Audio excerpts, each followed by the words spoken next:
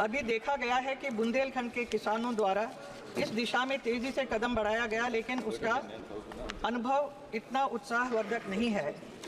Solar plant के लिए lease पर ज़मीन देने वाले किसानों को आकर्षक लाभ नहीं मिल पा रहा है, न फसल का अधिक उत्पादन हो रहा है और न ही सोलर एनर्जी का उत्पादन हो रहा है। मूल समस्या सोलर प्लेट की है। सरकार को सोलर प्लेट की इस प्रकार की प्रणाली खेतों में लगाने की आवश्यकता है, जिससे फसल का भी भरपूर उत्पादन हो, पर्याप्त ऊर्जा का भी उत्पादन हो। किसानों के हित में मेरा सरकार से सुझाव है कि जो सोलर प्लेट ज़मीन पर लगाया जाता है, जिससे किसान खेती नहीं कर पाता है, उसी को खेत में पिलर्स के ऊपर लगाया जाए तो उसे लगाने से काफ़ी सुविधा मिलेगी। तो मेरा अध्यक्ष महोदय, मेरी सरकार से ये अनुरोध है कि कृषि और किसानों के हित में जुड़े मामले का जल्दी से जल्द निदान किया जाए। आपका ध्यान अपने लोकसभा क्षेत्र मैनपुरी की तरफ आकर्षित करना चाहती हूँ, जहाँ के नगर पंचायत क्षेत्र किशनी में राष्ट्रीय राजमार्ग के सड़क चौड़ीकरण के दौरान NHAI द्वारा बड़ी मात्रा में अनियमितताएं बरती जा रही हैं, जिससे वहाँ क्षेत्र के लोगों को रोज़मर्रा का जीवन जीना दूभर होता जा रहा है। महोदय, नगर पंचायत किशनी में सड़क चौड़ीकरण के नाम पर NHAI द्वारा सड़क के दोनों तरफ 3 किलोमीटर पुराना नाला तोड़ दिया गया है, जिससे सड़क के दोनों तरफ दुकानों और घरों में पानी भर जाने से जलमग्न की स्थिति पैदा होती जा रही है और जनजीवन अस्त व्यस्त हो रहा है। महोदय, चौड़ीकरण के दौरान मांग बताइए, आपका मांग बता दीजिए। हैंडपंप, बिजली के खंभे व सीवर लाइन को भी ध्वस्त कर दिया गया है। इस प्रकरण की शिकायत जिलाधिकारी के माध्यम से कई बार NHAI के अधिकारियों को की गई है, परंतु जल प्रभाव की समस्या का कोई भी निस्तारण नहीं हो पा रहा है। मैं आपके माध्यम से संबंधित मंत्रालय का ध्यान इस ओर आकर्षित करना चाहती हूँ। धन्यवाद। आदरणीय सदस्य श्री अनुराग ठाकुर जी। धन्यवाद सभापति महोदय। मैं देवभूमि वीरभूमि हिमाचल प्रदेश से आता हूं और इस पहाड़ी राज्य के लिए रेल की बहुत बड़ी आवश्यकता है। यूपीए के समय, कांग्रेस के समय हमारी बड़ी अनदेखी होती थी, कोई पैसा एक तरह से नहीं मिलता था। 108 करोड़ रुपया एवरेज साल का मिलता था, लेकिन अब मोदी जी की सरकार में, NDA सरकार में 25 गुना ज़्यादा बढ़ाकर 2700 करोड़ रुपया इस बार हिमाचल प्रदेश को दिया गया है। रेलवे के क्षेत्र में 4 अमृत भारत स्टेशन भी बनने जा रहे हैं, लेकिन जब कांग्रेस केंद्र में थी तब भी अनदेखी हिमाचल की करती थी। अब प्रदेश में इनकी सरकार है तो वहां पर भी जो अपने हिस्से का पैसा डालना है वो नहीं देती, जिसके कारण हमारे वहां पर रेलवे के विकास पे ग्रहण लगा है। मेरा अनुरोध आपके माध्यम से रेल मंत्री जी से इतना रहेगा कि केंद्र तो दिल खोल कर दे रहा है। 1700 करोड़ रुपया भानुपल्ली बिलासपुर रेलवे लाइन के लिए दिया, 500 करोड़ रुपया हमारा नंगल ऊना तलवाड़ा रेलवे लाइन के लिए दिया, 300 करोड़ चंडीगढ़ बद्दी रेलवे लाइन के लिए दिया, लेकिन राज्य की सरकार, कांग्रेस की सरकार, पेट्रोल डीजल के दाम बढ़ाने के बावजूद, जनता से पैसे लेने के बावजूद भी अपना हिस्सा नहीं दे रही है, जो बड़ा दुर्भाग्यपूर्ण है। धन्यवाद जी। आदरणीय सदस्य निलेश लंके जी। निलेश लंके। अति महत्त्वाच्या विषयावर लक्ष वेधित असून अध्यक्ष महोदय, प्रधानमंत्री आवास योजनेमध्ये काही बदल आवश्यक आहे। अध्यक्ष महोदय, विशेषतः माझ्या जो इस तरफ चाहता हूं आपके माध्यम से कि मैं वाहिद आदमी हूं इस सदन में जिसमें 1 मैन कमेटी आपके द्वारा बनाई गई सरकार के, और मैं उसमें पेश हुआ 123 प्रॉपर्टी में। जस्टिस आर्यन ने जो रिपोर्ट पेश की, आज तक वक्फ बोर्ड को नहीं बताया गया, चूंकि वो आपकी मंशा के खिलाफ थी और गवर्नमेंट की मंशा के मुताबिक नहीं थी। 123 प्रॉपर्टी में जब मंशा के खिलाफ हमारे नहीं आई, मंशा के मुताबिक नहीं आई, तो हमने 2 मैन कमेटी बनाई और 2 मैन कमेटी ने भी कोई रिपोर्ट वक्फ बोर्ड को नहीं दी, जबकि वक्फ एक्ट जो है 1995 जो है वो पार्लियामेंट से पास शुदा है कि हम पार्लियामेंट के जो एहतराम है उसका नहीं कर रहे, उसके हुकूक का। इसी तरह से सर सूबाई हुकूमतों को इख्तियार दिया गया। सर हिंदू एंडोमेंट में जो कर्नाटका और तमिलनाडु में है वहां कोई मुस्लिम नहीं हो सकता, और 26 में आर्टिकल 26 का वायोलेशन है। 4 धाम में ये लिखा हुआ वाज़े तौर पर कि सिर्फ हिंदू होगा। बिहार उड़ीसा में भी यही लिखा हुआ है। पंजाब हरियाणा में गुरुद्वारा प्रबंधन कमेटी में सिर्फ सिख होगा ओनली, और ये उनका अधिकार है जिसको माना गया है। लेकिन मुस्लिम के साथ में यह अन्याय क्यों है? और सुन लीजिए सर मैं आपकी तवज्जो दिलाता हूं, दुनिया का सबसे पहला वक़फ़ खाने काबा मक्के में है। क्या हम उसके ऊपर भी सवाल उठाएंगे कि वहां पर भी हमारा कोई हिंदू भाई हो? हम अपने वकार को, अपनी इज्जत को, अपने मुल्क की, अपने शान को, अपने संविधान को खुद अपने पैरों तले रौंद रहे हैं। और वक़फ़ एक मुसलमानों का मजहबी अमल है, एक मजहबी फरीजा है, इससे उनको महरूम कॉन्स्टिट्यूशन के जरिए से भी कोई ताकत नहीं कर सकती। सर, ये हम बहुत बड़ी गलती करने जा रहे हैं, जिसका खामियाजा हमें अभी नहीं सदियों तक हम भुगतते रहेंगे, क्योंकि हम खुद अपने कॉन्स्टिट्यूशन को, संविधान को उसकी पामाली कर रहे हैं। अगर हमें इस सिलसिले में, मैंने सर पूरा मैंने उसको मध्यम से पढ़ा है और मैंने पूरी 40 तरामीम जो उसमें गलत है उसको लिखकर जो है वो मैं लेकर आया हूँ। सर, इसके जरिए से सरकारी अमले को बाज़ाब्ता तौर पर यह हक आखिर तो कलेक्टर को दिया जा रहा है, सर्वे कमिश्नर के इख्तियारात खत्म किए जा रहे हैं। आखिर सर्वे कमिश्नर भी तो गवर्नमेंट ऑफ इंडिया का होता है। सर, ऐसे कैसे कर सकते हैं हम? और फिर सर, उसमें मेरे मजहब के मुतालिक चीजें हैं तो वो कैसे कोई दूसरा तय करेगा?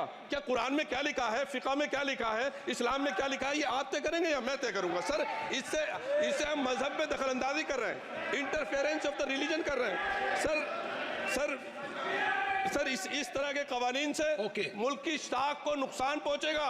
कॉन्स्टिट्यूशन की स्पिरिट हम खत्म कर देंगे और अगर ये होगा तो कोई भी अकलियत, कोई भी माइनॉरिटी अपने आप को हिंदुस्तान में सेफ नहीं करेगी। पिछले दिनों सिखों के साथ भी ये हुआ और कुछ ईसाई भाइयों के साथ भी इस तरह के वाकयात हुए हैं, जिसकी वजह से सब लोग अपने आप को असहाय महसूस कर रहे हैं। 10 साल से जो मुल्क में माइनॉरिटीज के साथ, उनके हुकूक के साथ, उनके रिलीजन फ्रीडम के साथ जो खिलवाड़ किया जा रहा है, उससे रूह कांप जाती है और दिल ऐसा महसूस होता है कहीं ऐसा ना हो कि जनता इन हुकूक के लिए, कॉन्स्टिट्यूशन को बचाने के लिए दोबारा सड़कों पर आ जाएगी।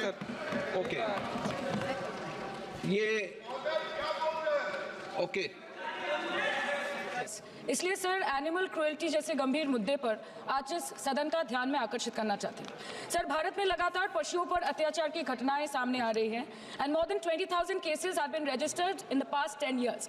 1,135 cases were reported across India in 2022 and 23 as per the Animal Welfare Board of India.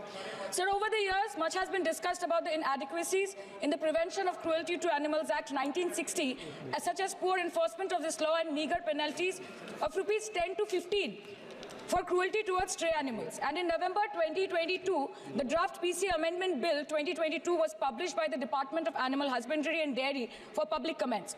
So the problem is, despite widespread public support in favor of the draft bill, it was not tabled in the Parliament. The draft bill includes significant amendments to the 1960 Act, including addition of new clause under Section 11, where gruesome or life-threatening cruelty would incur a penalty of 50,000 per animal or the animal cost, with imprisonment of 1.3 years.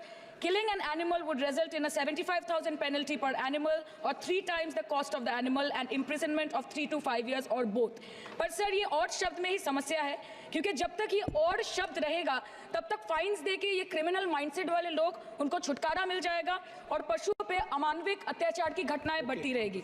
Sir, आज जो लोग रात के अंधेरे में कुत्ते के बच्चे और बिल्ली के बच्चे को मारते हैं, कल दिनदार है वो हमारे बच्चों को मारेंगे। So I request you that it is my humble request, several private member bill. धन्यवाद सभापति महोदय, धन्यवाद अध्यक्ष जी। हम सब जानते हैं कि भारत की अधिक आबादी वो ग्रामीण क्षेत्र में रहती है और शायद इसी बात को ध्यान में रखते हुए कि जब तक ग्रामीण क्षेत्र का बिजलीकरण नहीं होगा तब तक उनका सामाजिक और आर्थिक विकास संभव नहीं है। और इसी बात को देखते हुए ग्रामीण विद्युतीकरण का कार्यक्रम शुरू किया गया था, लेकिन आपको ये बताते हुए मुझे दुख हो रहा है कि हमारे संसदीय क्षेत्र कटिहार में बिजली की का बहुत ही अभाव है और लगातार लोग उससे जूझ रहे हैं। लेकिन लगातार हम लोग भी उसकी शिकायत कर रहे हैं और जिला प्रशासन को कर रहे हैं, राज्य प्रशासन को कर रहे हैं, लेकिन उसमें कोई सुधार नहीं है। और उसकी वजह से जो छात्र पढ़ते हैं उनको दिक्कत होती है, जो हमारे किसान जिनको पटवन की ज़रूरत है और उनको बिजली की आवश्यकता है, उनको समय बिजली नहीं मिल रही है। एक तरफ तो जो उपभोक्ता है उनसे समय पर बिल वसूला जाता है और दूसरी तरफ वो बिजली की आपूर्ति उनको नहीं की जा रही है। तो हमारा सदन के माध्यम से ये मांग है कि इसमें केंद्र सरकार हस्तक्षेप करे और देखे कि जो ग्रामीण विद्युतीकरण का जो कार्यक्रम हमारा हुआ था उसमें उसके रख रखाव में दुरुस्त करने की आवश्यकता है। धन्यवाद। श्रीमती हेमा मालिनी।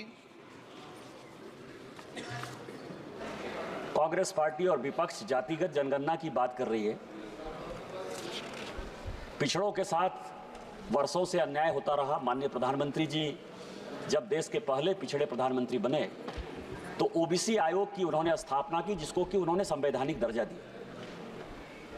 जिस तरह से एससी कमीशन है, एसटी कमीशन है, एसटी आयोग है, एससी आयोग है, उस तरह से अब ओबीसी आयोग है। सभापति महोदय, आप हमारे यहाँ झारखंड में प्रभारी भी रहे। झारखंड की जो स्थिति है कि पूरे देश भर में ओबीसी को 27% रिजर्वेशन, लेकिन झारखंड में वो केवल और केवल 14% है, जिसके कारण पूरा का पूरा पिछड़ा समाज जो है वो परेशान। कई एक ऐसी जातियां हैं जो शेड्यूल ट्राइब में होनी चाहिए थी, लेकिन उनको ओबीसी कोटा काटने के कारण उनको ओबीसी में दे दिया, जैसे खेतौड़ी और घटवाल।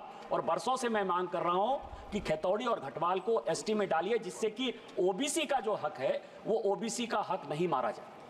लेकिन आज तक वहां की सरकार ने किसी प्रकार का कोई प्रपोजल ना भारत सरकार को भेजा है, ना ओबीसी को रिजर्वेशन मिला है। मेरा आपके माध्यम से भारत सरकार से आग्रह है कि जब सब जगह 27% रिजर्वेशन है, जातिगत जनगणना की बात हो रही है, कांग्रेस सोशियो इकोनॉमिक सेंसस को लागू नहीं करना चाहती है। जिस तरह कर्नाटक में कमेटी की रिपोर्ट आने के बाद भी ना उसको डिस्क्लोज कर रही है, ना लागू कर रही है, तो कांग्रेस और जेएमएम के ऊपर दबाव डाले और किसी भी कीमत पर ओबीसी को झारखंड में 27% रिजर्वेशन दे। यही आपके माध्यम से मेरा भारत सरकार से आग्रह है। धन्यवाद जी। माननीय सदस्य श्री अमरा राम जी।